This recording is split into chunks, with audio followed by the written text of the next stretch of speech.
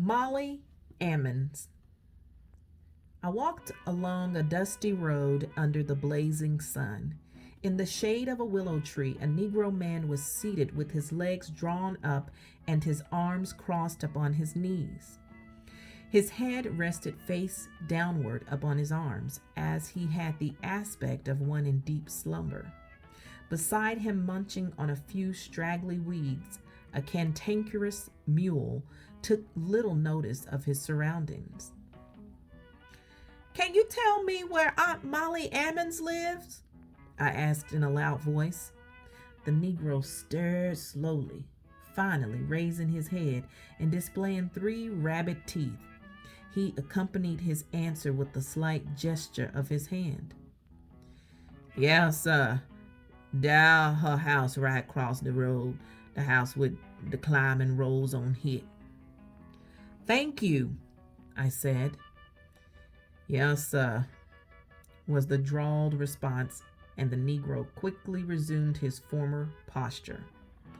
Aunt Molly Ammons is as gentle as a little child. Her voice is soft and each phrase measured to the slow functionings of her aged mind.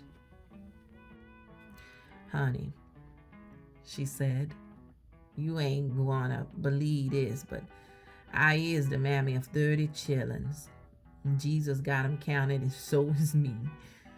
I was born in a log cabin that had a loft, and it was on Master Lee Cato's plantation, 5 miles west of Eufaula.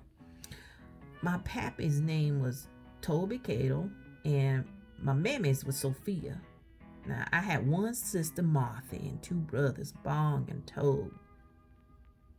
My pappy made all the furniture that went in our house, and it was mighty good furniture, too.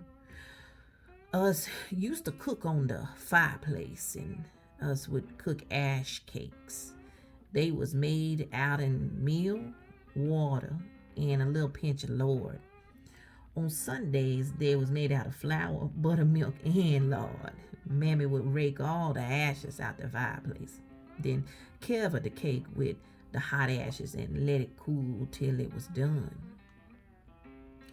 "Yes, missy," she continued.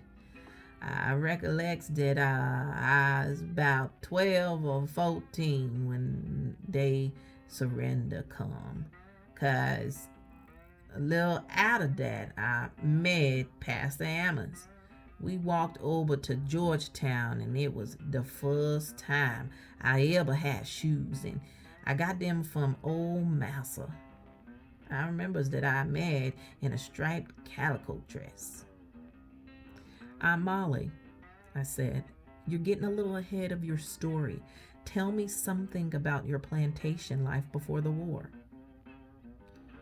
"Well, honey, Massa Lee's place was about 3 miles long and 2 miles wide, and we raised cotton, corn, taters, and all sorts of vegetables.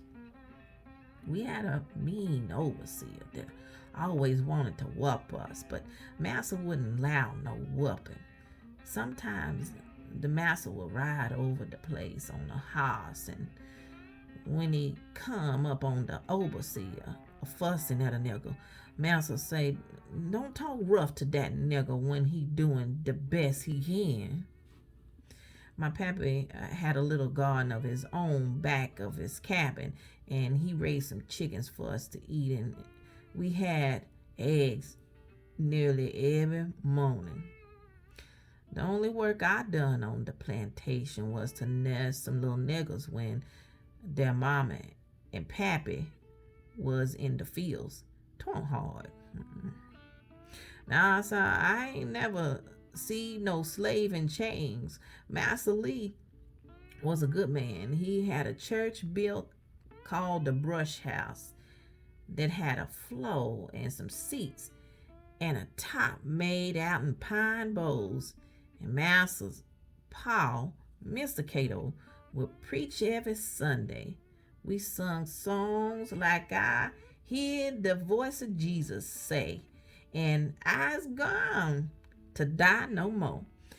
We was all baptized in the creek. but none of us was taught to read or write. Nah, sir, I ain't never see no slave run away.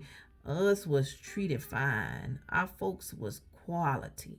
We had plenty some to eat, but them slaves had to work powerful hard though. After they come home from the fields, they was so tired that they go right to sleep, except when the master had barbecues. Christmas was the big time. There was several days to rest and make merry. A lots of them no count niggas got drunk. When us slaves was sick, Master Lee would send to your father to fetch Dr. Thornton to give us some medicine. We had the best treatment ever. Yes, sir. White folks, them days is long ago. All my children's done died or wandered away, and my old man been dead going on about 20 years now. I've been here a long time by myself. Aunt Molly, I interrupted.